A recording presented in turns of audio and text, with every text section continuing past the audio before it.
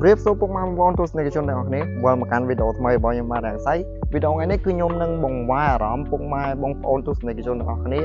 មកទស្សនាទេសភាពនៅជនបទសម្រាប់ពុកម៉ែបងប្អូនដែលមានអារម្មណ៍ថាយើងស្មុគស្មាញក្នុងការងារច្រើន stress ច្រើននៅក្នុងទីក្រុងវារបៀបជាមិនស្ងាត់អញ្ចឹងទៅខ្ញុំចង់ណែនាំអារម្មណ៍ពុកម៉ែបងប្អូនទស្សនិកជនទាំងអស់គ្នាមកទស្សនាទេសភាពនៅជនបទ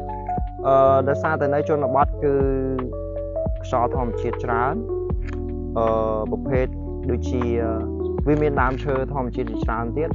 និងនិយាយរួមទៅសម្រាប់អារម្មណ៍មួយហ្នឹងគឺវាល្អខ្លាំងមែនតើសម្រាប់ពុកម៉ែបងប្អូនដែល stress ខ្លាំងអាចទស្សនាវីដេអូនេះបានអញ្ចឹងកុំឲ្យខាតពេលវេលាយូរតោះទៅទស្សនាវីដេអូនឹងដល់គ្នា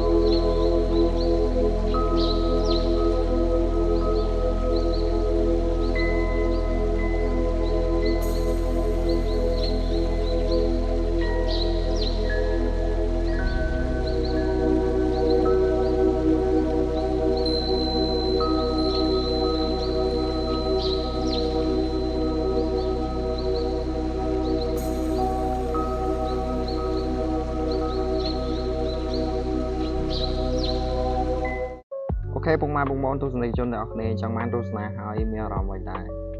ទេសភាពនៅជនបទនៅទីនេះគឺភ្លៀងជារៀងរាល់ថ្ងៃឲ្យតែពេលល្ងាចហើយឥឡូវនេះមេឃកំពុងតែងឹតចាប់ដើមរៀបភ្លៀងតិចតិចឯងបងប្អូនអញ្ចឹងវីដេអូយើងគឺមានតែប៉ុណ្្នឹងទេអរគុណច្រើនមែនតើសម្រាប់អ្នកទស្សនាកុំភ្លេចជួយ like share and follow ម្នាក់មួយផងអូខេបាយជួបគ្នានៅវីដេអូក្រោយ